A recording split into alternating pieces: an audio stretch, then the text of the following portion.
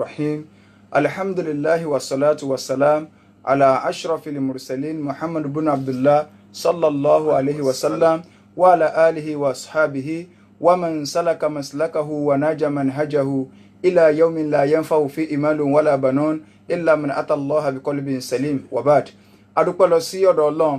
à ń tọrọ àlékún kí àti ìgẹ̀ fún asọ́jáde Ànábì wa Muhammad sallallahu alayhi wa sallam ìkẹ́ Ọlọ́run ọlá Ọlọ́run kó máa bá Ànábì àti àwọn aráalé rẹ̀ àti àwọn sàhábà rẹ̀ àti gbogbo àwọn mùsùlùmí tí à ń tẹ̀lé ojú pọ̀nà tí Ànábì wa sallallahu alayhi wa sallama tó fi ilẹ̀ tí ó fi di ọjọ́ tó jẹ́ pé la yanfa'u fihi malun wala banun owó àtọmọ ò ní ṣàǹfààní tó bá dijọ́ gbàdì kíámà kò sí nǹkan kan tí ó ṣàǹfààní ju ẹni tó bá pàdé Ọlọ́run ọba àlékè ọlá pẹ̀lú ọkàn tó là kó níbi ẹbọ ṣíṣe àti ìwà nifak ìwà ojú èjì torí pé ẹni tó bá lè pàdé Ọlọ́run pẹ̀lú ọkàn tó ní í ṣe pẹ̀lú ẹbọ àbí ọkàn tó jẹ́ yí pé nifak ojú èjì ní ń bẹ nínú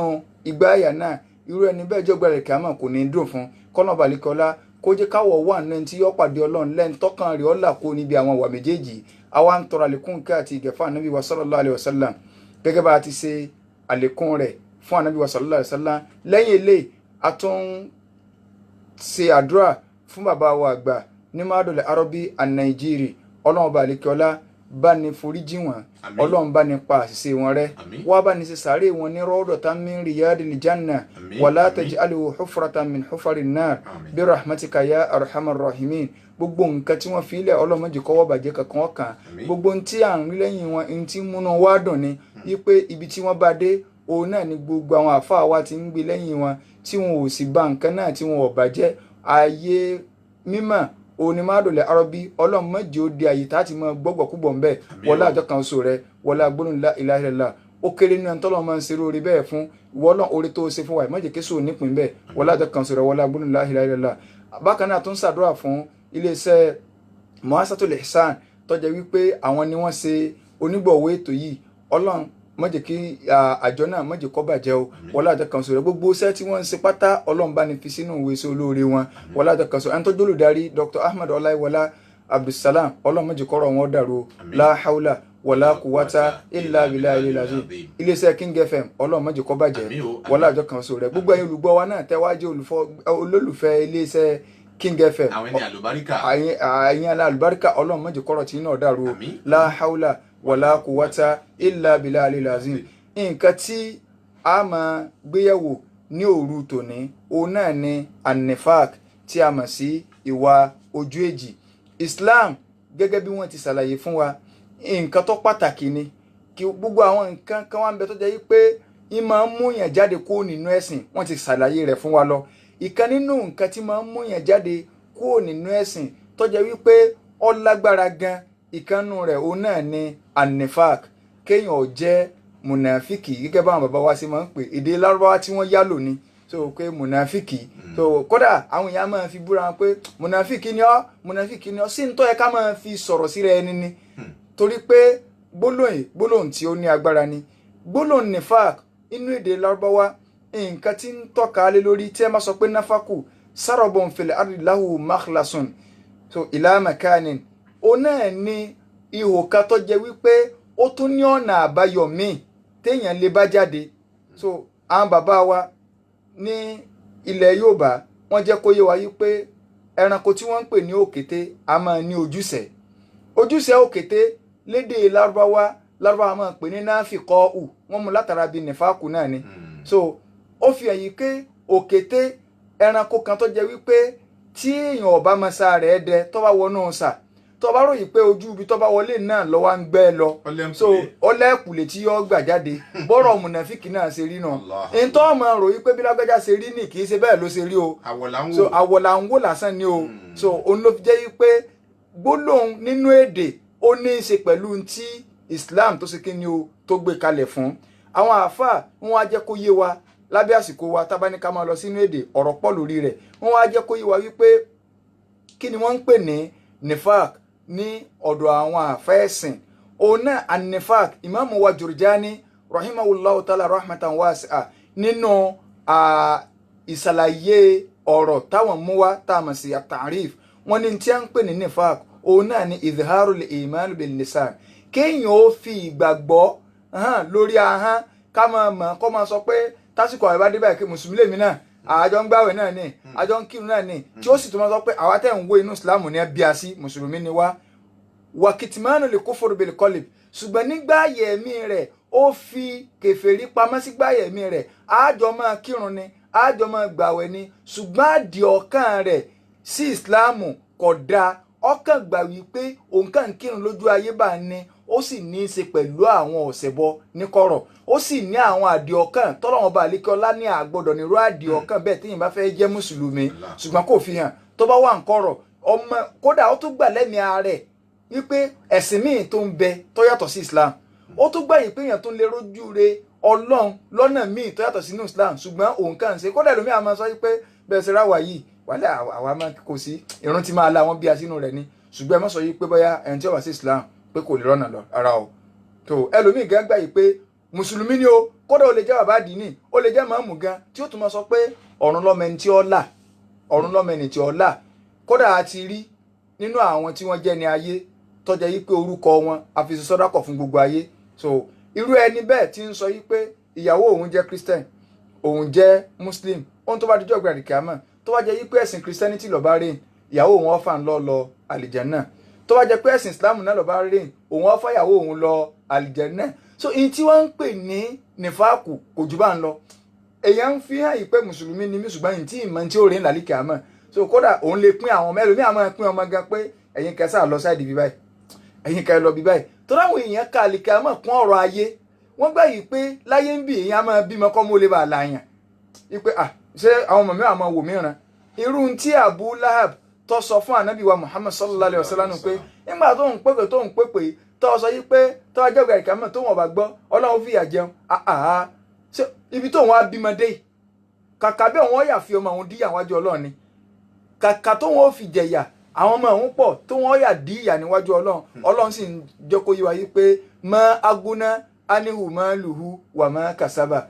so gbogbo ohun tí Abu Lahab kó jọ àti dúkìá rẹ̀ ni o àtọmọ ni o ti ń wò pọ́jọ́ ń lójú pé ń lò ń lè fi díyà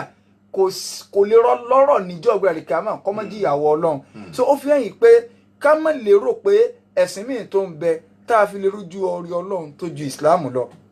àwọn àfáà wa ní tá a bá mọ̀ yìí pé ká fi ìsìláàmù síta ká gbé ẹbọ sínú tàbí ìwà kèfèrí ká gbé sínú òun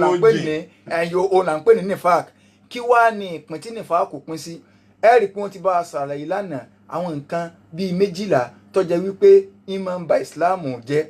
ìpín kan nínú nifak òun ni yóò gbéyàn jáde kó nínú ìsìláàmù tán pátápátá torí pé nifak kò pín sí méjì ìwà ojú èjì méjì ló pín sí àwọn àfáà Imam wa Ibn Rajab rahimahullah ta'ala rahmatan wasi'a kọ́nà balẹ̀kẹ́ ọlákọ́bá ni kẹ́ wọ́n ní nínú ṣẹ̀ríà o ìwà ojú èjì tá à ń sọ yìí ó pín sí méjì o alákọ̀ọ́kọ́ a ní an-nifaqul akbar nífàkù tí ó jẹ́ wípé òun ló tóbi jù tọgbọngbọn tó tóbi jù so ó ní í ṣe ó náà làwọn afáwọn ń pè ní nífàkù li'tiqadi so kọjá yí pé ìsojú èjì yẹn n tó ní í ṣe pẹ̀lú àdìọ́kàn ni àwọn àdìọ́kàn tó sì lè gbé yẹn jáde kó nínú ẹ̀sìn pàtàkì jùlọ àwọn tí ìsìláàmù ní ká gbàgbọ́ bàbá wa Ibn Hajar al-Asqalani rahimahullah ta'ala Ibn Rajab bàbá wa Ibn Rajab wọ́n wá ń ṣàlàyé yìí pé in tá à ń pè ní an-nifaqul akbar òun náà ni pé an yudhhira al-insan al-imana billahi wa malaikatihi wa kutubihi wa rusulihi wal yawmil akhir wa yubtinu ma yunaqidu dhalika kullahu aw ba'dahu òun náà ni kéèyàn ó fi hàn wípé òun gbọ́ Ọlọ́run ọba àlékè ọlá gbọ́ òun nígbàgbọ́ nú Ọlọ́run òun gba àwọn màláíkà gbọ́ ìgbàgbọ́ nú Ọlọ́run tó bá lọ́n ṣe ní ká gbà pé òun nìkan lọ́ba tí ìjọsìn tọ́ sí kò sọ́ba tí ìjọsìn tọ́ sí tó yàtọ̀ sí Ọlọ́run òun nìkan la gbọ́dọ̀ máa jọ́sìn fún ntọ́jẹ́ ti rùbùbíyà ni tọ́jẹ́ pé a fi mọ́ Ọlọ́run lọ́kàn nípa pé òun ló dá gbogbo nǹkan kò sẹ́ni tó dá nǹkan yàtọ̀ sọ́lọ́run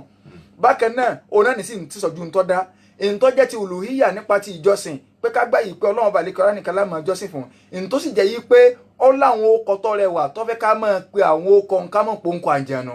ká mọ̀ pé ó kànkan míì ká mọ̀ pé ó kọ èèyàn tá a bá fẹ́ dojúkọ láti lè máa ṣàdúrà gbogbo àwọn nǹkan yìí anígbàgbọ́ nú Ọlọ́run bẹ́ẹ̀ wa malaikatihi kéèyàn ó fi hàn yìí pé òun gbà mọ̀lẹ́ká gbọ́ kódà ń sọ jáde lẹ́nu kó gbogbo mọ̀lẹ́ká kódà tó fi dórí gbogbo mọ̀lẹ́ká kọ̀ọ̀kan tọ́lọ́run fi sí ìcháàjì iṣẹ́ kọ̀ọ̀kan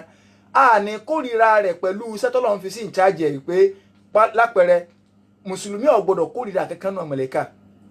lápẹẹrẹ nísìn irú malakul maut màláíkà kú táwọn àbá máa ń pè ní àsàrà ìlú àdìsí kankan kọ́ ló pè lásàrà ìlú àyà Kùránì kankan kọ́ ló pè lásàrà ìlú o àmọ́ bí táwọn àbá wa ti rí o bóyá wò tí kì í débẹ̀ ni o kọ̀sá àdìsí kankan tó pè màláíkà kú ní àsàrà ìlú ntọ́lọ́wọ́n ọba tó dá wa gan ọ̀dà kan màláíkà yòókù ńgbò òde bí ọ̀rọ̀ rẹ̀ ó ní yatawaffakum malakul mauti alladhi wukila bikum màláíkà kú tí mo fi tì yín so ọlọ́wọ́n bá lékè ọlọ́ọ̀dà akọ rẹ̀ so malakul maut iṣẹ́ àwọn náà máa pè ní àlèmúntù.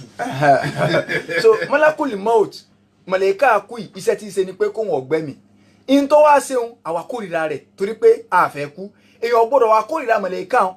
a gbọ́dọ̀ kórìíra kan ní òun ò tiẹ̀ ríṣẹ́ ríṣẹ́ ní tiẹ̀ rárá èèyàn ti gbọ́gbọ́n màláíkà gbọ́ wa kutubihi ọgbà gbogbo tíra tọ́lọ́run sọ̀kalẹ̀ gbọ́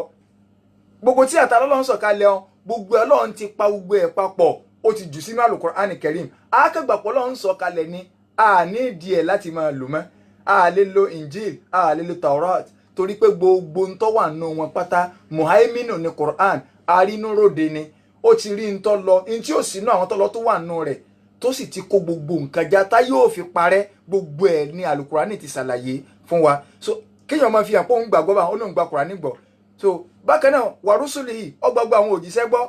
pé gbogbo wọn pátá o láti bí ó ti bẹ̀rẹ̀ òjíṣẹ́ Ọlọ́run ni wọ́n èé sọmọ Ọlọ́run wọ́n èé ṣe igbákejì Ọlọ́run ẹni tó sì parí wọn òun náà ni ànábì wa Muhammad sallallahu alayhi wa sallam kò sànàbí mi mà lẹ́yìn rẹ̀ ó lóun gbàgbọ́ bá wal yawmil akhir ó lóun gbàjọ́ gbèrè àlìkàmọ́ gbọ́ wàyúptínú máa yunakidu dhalika kullahu bàbá wa Ibn Rajab wa ní kéèyàn wá fi sẹ́mi gbogbo tó lóun gbàgbọ́ níta yìí kó wá fi sẹ́mi in tí ó máa tako nǹkan tí ó máa ba nǹkan jẹ́ olóhùn nígbàgbọ́ nú Ọlọ́run àdánwò dé ọ̀sátọ́lọ́run lọ ọ̀yìn nǹkan míì ìlọ̀ ọ̀sá ti ọkàn mẹ́wàá kírun lásán ni bó ṣe ń dìde báyìí ó ti lọ́dọ̀ àwọn tí ó bá yẹ nǹkan wò pé ẹ dákun ibi tí Yorùbá tún burú dé asáàgbà yìí pé Ọlọ́run bá lékè ọlá ọba ọ̀lẹ ni kò lè dá sí nǹkan àfi kó jẹ́ pé ká lọ kó bùkátà wa bẹ́dà àkídà Yorùbá náà o wọ́n ní kèfèrí là fi wọ ọmọ ìmọ̀lẹ́ la fi wò ara nìfà kùbùkù nù tí ó gbé yẹn jáde kó nu ẹ̀sìn kéèyàn dáàdi ọkẹ́ lẹ́yìn pé ẹ wá ń bí o ẹ̀sìn òní àmọ́sòro ẹ̀sìn òní àmọ́sòro nǹkan kankan ńlá ń ṣe o kó tó di pé Islam dé o àwọn ọ̀rọ̀ burúkú lè tàbí ká máa ní ẹ̀sìn kan ẹ̀sìn àbáláyé Islam lẹ̀sìn àbáláyé kò sí ẹ̀sìn kankan tó jẹ́ sí àbáláyé ju Islam lọ torí ẹni tó kọ́kọ́ lórílẹ̀ ànábì Ádámù ni alayhi salatu wassalam nínú èèyàn ńgbà tó Ádámù ò sì ṣe ẹ̀sìn míì kò ṣẹ̀sìn Ifá kò ṣẹ̀sìn kankan ju Islam lọ gbogbo ayé ńgbà náà sì ni wọ́n wà lórí dáadáa tí tànàbí Ádámù fi jáde láyé táwọn àrọ́mọdọ́mọ fi ń kú kó tó di pọ́lọ́ ń gbànà bí Nuhu dìde ìyàtọ̀ tí ń bẹ àbí distance tí ń bẹ láàrin ànábì Ádámù àti ànábì Nuhu àwọn àfáà jẹ́ kó yá pé 1000 years asharatu qurun òní ń bẹ láàrin wọn kullu nas ala ibadatillahi wahda gbogbo ayé ńgbà náà ní 1000 years yẹn Islam ní ẹ̀ ń ṣe wọ́n sì ń jọ́sìn fọ́lọ́run after 1000 years òun lẹ̀sìn ẹbọ tó dé ó fi hàn yìí pé ẹ̀sìn ẹbọ ọ̀sán ẹgẹ ló yọjú wá Islam làbàláyé akálàṣe tá a bá pẹ́ mọ́ lọ́dọ̀ títí wa tá a pẹ́ mọ́ Islam yìí ó sọ fún wa pé ọpẹ́ dé kì í ṣe pé òun náà wá pẹ́ dáyé àwa la pẹ́ ká tó mọ̀ ibi tó lọ́n sì dá wa sí ni gbogbo nǹkan láwùlẹ̀ máa ń pẹ́ ká tó mọ̀ lápẹẹrẹ handset náà nísìn ya 2001 àbí 2000 ní ó dé Nàìjíríà wọ́n ti ń lò ń Ghana láti bí 93 táwọn ọlọ́kadà ti ń lò kẹ́nìkan wá dìde lónìí kọ́ wá ní ọdún tánsẹ̀ ti dáyé sẹ́yìn páwọn yóò bù ẹ̀rìn ni pé tánsẹ̀ ti dáyé àbí tí wọ́n ń lò Nàìjíríà lọ́dọ̀ ti yín tó hàn sí a so kì í ṣe bí ẹ̀sìn nìkan ní a ti pẹ́ ká tó sọjí ọpẹ́ tó gbọ́n àrọ̀gbọ́n náà ni ṣùgbọ́n kéèyàn wá máa lánìyàn yìí pé Islam igun ò lè sọ́ọ̀bù ṣòro nǹkan táwọn bàbá wa kan ń ṣe tẹ́lẹ̀tẹ́lẹ̀ òun náà ló lè sọ́ọ̀bù ṣòro kò sí ní táwọn bàbá wa kankan ń ṣe ju wípé ntọ́lọ́wọ́n bá àlékè ọlá tó bá fi lélẹ̀ lórílẹ̀ la gbọ́dọ̀ tẹ̀lé torí pé òun ló dálẹ̀ òun ló sì dá sánmọ̀ ló dá gbogbo tí mẹ́mbẹ̀ ní tó sì fi lélẹ̀ fún wa ni pé èmi Ọlọ́run nìkan ni kẹ́ ẹ pè kéèyàn wá ní ṣòro kọ́ gbà wípé òun gbọ́ lọ́n gbọ́ sì ń sọ àṣìjọ́ ń kírun ní tòótọ́ ọwọ́ ń lọ ń kó ṣòro rẹ̀ bẹ́dà wípé lágbájá ni ó yanjú ẹ̀ ẹlòmíì ń kó bá àwọn ànábì Ọlọ́run pé ànábì ni ó máa pè kódé èèyàn gbọ́dọ̀ sọ pé wà ànábì làmì inú ìṣòro yìí ká tó wá tiẹ̀ wá sọ pé ṣéwù ká tó wá sọ yìí pé wòlíì kan ọwọ́ ní àwọn ẹni Ọlọ́run àwọn lèyìn ó kó bùkátà lọ bá àwọn ni wọ́n àbá wọn kó bùkátà lọ wájú Ọlọ́run ṣé àwọn jẹ́ káyá àbáwọn jẹ́ alábàárù tí a ń bá yín ru ẹrù káàkiri Ọlọ́run ọba àlékè ọlá la máa ń kó ṣòro tọ̀ lọ ẹja fún alápèjúwe kan Yorùbá wọ́n gbà yìí pé ọ̀lẹ lọ́lọ́run pé ọlọ́run ò lè dá nǹkan sí pé yóò ṣe á máa darí gbogbo nǹkan tó bá obìnrin ó lóyún ọmọ spáàmù tí ń jáde lára ọkùnrin tí òkun dèrè ọtí ọlọ́run ṣiṣẹ́ lọ ń bẹ̀ lẹ́yìn ìgbà tọkùnrin ti súnmọ́ obìnrin tán nǹkan in develop díẹ̀ ẹnìkan kan ọ̀gbáriwo àmọ́ bọ́lọ̀ ń ṣe ṣiṣẹ́ rẹ o ń ṣiṣẹ́ rẹ lọ́nú wẹ́rẹ́ títí oṣù 40 days ká lọ ìkejì lọ ìkẹta lọ tánàbí ṣàlàyé fún wa sallallahu alaihi wasallam wọ́n wá ń yọ ojú wọ́n ń yọ orí wọ́n ń yọ apá nínú obìnrin tí ń yọ ogun nǹkan nù rẹ̀ kọ̀mọ̀gbà tí ń yọ kò ní fílì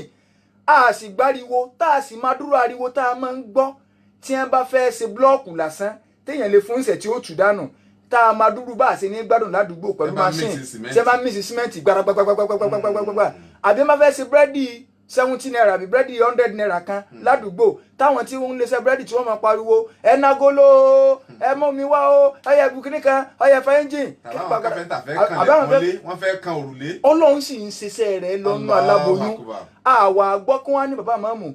rí kó àsùnmọ́júmọ́ lónìí ni kò ní ẹ wo a lè sùnmọ́júmọ́ o ẹ mọ̀ pé alágbájá tó ń lóyún òní lọ́run yọ ní à ń dá orí ẹ mọ̀ pé gbogbo kún ó tó rí dá àwọn mọ̀lẹ́ká ń pariwo mọ́júmọ́ lónìí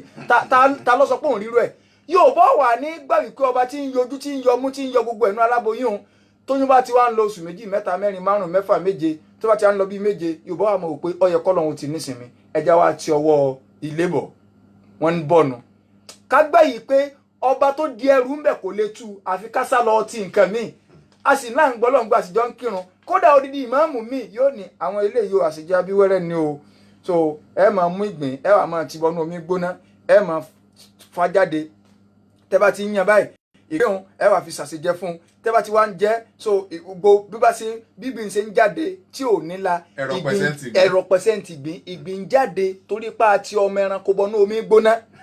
àwa ní ẹ̀rọ pẹ̀sẹ̀ ni ọmọ ẹranko tí ò lè sọ̀rọ̀ tọ́lọ́ ń bá fẹ́ bá wa lò bá a ṣe bọ́ ọmọ ẹranko lò sẹ́wọ̀n para yẹ kó ní obìnrin jáde láyé ni ẹ̀ ń ti nǹkan bọnú omi gbóná ẹ wá ní ẹ̀rọ pẹ̀sẹ̀ ni àfọwọ́ Ibn Rajab ní kéèyàn wá máa lọ ṣe nǹkan míì tó yàtọ̀ sí gbogbo orígun ìgbàgbọ́ tó lóun gbàgbọ́ yìí tàbí abala kan bẹ̀ ó lè jẹ́ pé gbogbo ẹ̀kọ́ léèyàn tako téèyàn bá ti taka abala kan ó dáàdì ọ̀kan yìí pé ẹ wá ń bì kọ̀sálíkì àmọ́ kankan ṣùgbọ́n ẹ̀sájà máa kírun káwọn gbàgbé báwọn a kàn kú à ń reproduce so tẹ́nìkan bá ti kú sáfà dọ́rùn rí ni èmi ọ̀gbà gbóngbó tí wọ́n pàlìkà mẹ́yìn gbàgbọ́ ṣùgbọ́n èmi máa kírun ìnìfàkù náà nù ó ti tako al-iman bil yawmil akhir àdìọ́kẹ́ téèyàn ní gbogbo báwọn àfọwọ́ ṣe ń ṣe wáàsí pátá iyọ́kọ̀sá àmọ́ wọ́n rẹ̀ báyìí ni àbáwá Ibn Rajab wọ́n ní eléyìí ò ní nifaqul akbar tá a mọ̀ sí an-nifaqu al-i'tiqadi. ẹlẹ́ẹ̀kejì òun náà ní an-nifaqu al-asgar an-nifaqu al-asgar yìí òun ní tó kéré òun náà ní nifaqu al-amali kí èèyàn máa ṣe iṣẹ́ ojú èjì kéèyàn ó fi hàn níta an yuzhira al-insan alaniyatan wa yubtinu ma yukhalifu dhalik èèyàn ń fi sẹ́yìn tàbí ẹni pé torí Ọlọ́run fi ń ṣe ìyún làwọn bàbá wa máa ń pè ní alẹ́ àwò sí àrími tó jẹ́ wípé ẹ rò pé torí Ọlọ́run ní fi ń ṣiṣẹ́ ni ṣùgbọ́n ládìí ọ̀kan mi kì í ṣe torí ìtọ́ Ọlọ́run torí èèyàn ní fi ń ṣe eléyìí náà nífàákù ni ìwọ ojú èjì ni torí pọ́lọ́run ti pàṣẹ yí pé torí òun nìkan ni ká fi ṣe àáfàá tó fẹ́ kọ́ máa ń ké tọba ńlá nìyẹn pé torí ikọ́ ọmọ kí o lè bá a ṣe dáadáa sí ọ lọ́jọ́ ọ̀la òun ló fi ń kọ́ àbí torí ìwàlímọ̀ ó lùsì orí ayé ó tún lùsì orí àlìkàmọ̀ torí pé ọmọ nǹkan lè má wúlò fún ọ àìmọye tí wọn kọ́ ń ké tí ò wúlò fáwọn àfa rẹ̀ tó yẹ kó ló tó yọ̀tọ̀ fáwọn àfa rẹ̀ àníyàn tó gbé tó fi ń kọ́ ń kéwọn àníyàn tí ọkọ̀ bàjẹ́ ẹlẹ́ẹ̀kejì àlìkàmọ̀ wà ní gbogbo àdìjọ́ àlìkàmọ̀ Ọlọ́run ò ní ọlọ́ọ̀bá ẹn tó ti torí rẹ̀ ṣe bóyá ẹ̀rí ẹ̀san alitẹ́jìdúnà indahum jazaan bóyá ẹ̀rí ẹ̀san lọ́dọ̀ wọn lónìí èmi Ọlọ́run ní kẹ́ ẹ ṣiṣẹ́ nítorí tèmi nìkan kó lè bá a jẹ́ pé lónìí ń kò ládàá yín fún yín ni nínú hadith Abi Hurairah radiyallahu anhu ńgbà tá Abi Hurairah fẹ́ sọ̀rọ̀ ó ní ààyè ibi tí mo dúró sí ìlànà bíi ti sọ fún mi ní wọ́n ń ṣàlàyé bó ti fẹ́ sọ ní dákú nígbà tí ó padà sọ ó lànà bí sọ yí pé níjọba ìkàmọ́ wọn ò mú olùgbìyànjú wá sójú ọ̀nà àtọ́lọ́run Ọlọ́run àmọ́ sọ fún pé lágbájá sẹ́mi kọ́ mo fún ọ lágbára tó fi ń ṣe báyìí tó fi ń ṣe báyìí tó fi ń ṣe báyìí yóò ní wọ Ọlọ́run ní bó ló ti wá ṣe àná síbi tiẹ̀ jihadi lọ́tún jihadi lọ́sì Ọlọ́run ní kadhabta irọ́ lọ́pa ó ṣe nítorí kí wọ́n lè bá a sọ pé lágbájá alágbára ni nítorí eléyìí ó ń gbìyànjú ó ti lùsì ẹ̀san wọn ò mọ̀ ní mímọ̀ náà wà wọn ó béèrè lọ́wọ́ tiẹ̀ náà bó o ní báyìí ká kò sí tá bá lọ lecture bíi tá bá ṣe báyìí tá bá ṣe báyìí tá bá ṣe báyìí á ṣe báyìí Ọlọ́run ọ̀kárí láì kì í ṣe torí mi ló fi ń ṣe kàdábùtà ọ̀parọ́ ó ṣe nítorí kó lè bá sọ pé lágbájá mọ̀kẹ́ ó wọ́n lè ti sọ bẹ́ẹ̀ wọ́n náà dùn lẹ́gbẹ̀ẹ́ kejì ẹlẹ́ẹ̀kẹta wọn ó mú náwó wá pé bó o ní sáà kọ́dà fún lárísìkì pé bẹ́ẹ̀ ni ọlọ́run á gbìyànjú atọ́jú ọmọ òrukàn atọ́jú gbá afúnilé ní kínní ayọ̀ sàkánú rọmọdán á ṣe gbá ọlọ́run ní torí ta ló fi á ṣe torí tiwọ́ ọlọ́run ní ọba téèyàn ò lè gbé mọ́ra lọ́lọ́run ọlọ́run ní kàdábùtà kódà àwọn àfáà jẹ́ kó yá pé àníyàn tẹ́lú fi ń ṣe nǹkan sirrun bayna al-abdi wa rabbi láàrin ọlọ́run àti ẹ̀dá lọ́wọ́ àwọn mẹ̀lẹ́kà gan ọ̀màníyàn ọmọ ànàbí adama wọn ó rìkọ́ọ̀dù nǹkan míì lẹ̀ fún yàn pé lágbájá ṣe dáadáa tàmídú ṣe dáadáa níjọba ẹ̀ka máa ọlọ́run ó wà àtúnjọ wípé ilé ìtẹ́ ẹ̀kọ́ lẹ́ẹ̀kan kọ́ pé torí tèmi ni torí tèmi kọ́ ọyẹ yọkù ń bẹ̀ ajẹ́kọ̀ọ́ mẹ̀lẹ́kà gan ọ̀màníyàn ní tábà fi hàn ní wọn ó rìkọ́ọ̀dù lẹ̀ ọlọ́run wà ní o ṣé nítorí kún lè bá a sọ bẹ́ẹ̀ ni wọ́n ti sọ bẹ́ẹ̀ o ti àbúrò rárá ní ìran àwọn mẹ́tẹ̀ẹ̀ta ńlá ọkọ ẹni tí inú ọkọ̀ jójó gbẹ̀rẹ̀ kàmọ́ kí ni ó jẹ́ kí ni ó jó wọn òun náà ni pé nífàákùlẹ̀ amẹ́lí wà fún wọn ìta ń rí ìta kọ́ ni ọ wà nù tí n tó wá jẹ́ ti ètì kọ́ dì yẹn òun ni ó gbé yẹn jáde kúrò nínú Islam àmọ́ tí amẹ́lí kò gbé yẹn jáde kúrò nínú Islam àmọ́ èèyàn ti ń jẹ ní bèbè iná akálàṣe èèyàn lè kọ́kọ́ jìyà díẹ̀ tọ́lọ́wọ́n balẹ̀ kí ọlọ́ọ̀ bá forí jìn kó tó ṣe kí ni o kó tó wá padà máa jọrọ̀ ọlọ́run lè wọn iná fún un pé mo tiẹ̀ fẹ́ sànù rẹ díẹ̀ lọ ló 1 million years inú ná péré kó tó máa padà bọ̀ so ṣùgbọ́n ní ìfáàkù alẹ́ ti kọ́ dí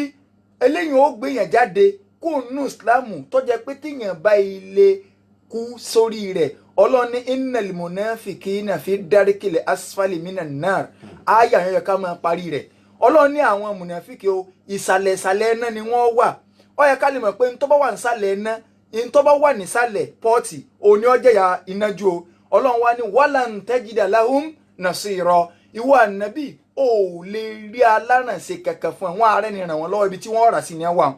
ibi tí wọ́n rà sínú wọn wà eléyìí ò jẹ́ ìdájọ́ nifak ní ṣókí káwá lọ síbi àwọn ááyà tọ́lọ́wọ́n ọba àlekè ọlá títí ń sọ fún wa nípa àwọn mùnàfíkì máa ṣe wò ó léwu gan o kí lọ́lọ́run wí ọlọ́run ní fa'ridu anhum innahum rijis inú sọ́tù tauba aya 95 ọlọ́run ní wà nàbí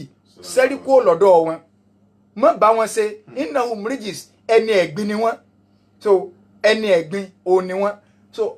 Islam jẹ́ kó yé wa pé a ní bá wọn ṣe bákan náà nínú suratul hashir aya 11 àti aya 12 ọlọ́run ọba àlékèọlá ń sọ ń bẹ̀ nínú súra yìí pé ìwọ ànábì sallallahu alayhi wa sallam máa bá ní sọ fún wọn àbí ọlọ́run ọba àlékèọlá ń bá ní sọ nínú súratun nisa ọlọ́run ní bashiril munafikin ìwọ ànábì máa bá ń fún àwọn ọ̀sẹ̀ bọ́ àwọn munafiki máa bá ń fún wọn nírò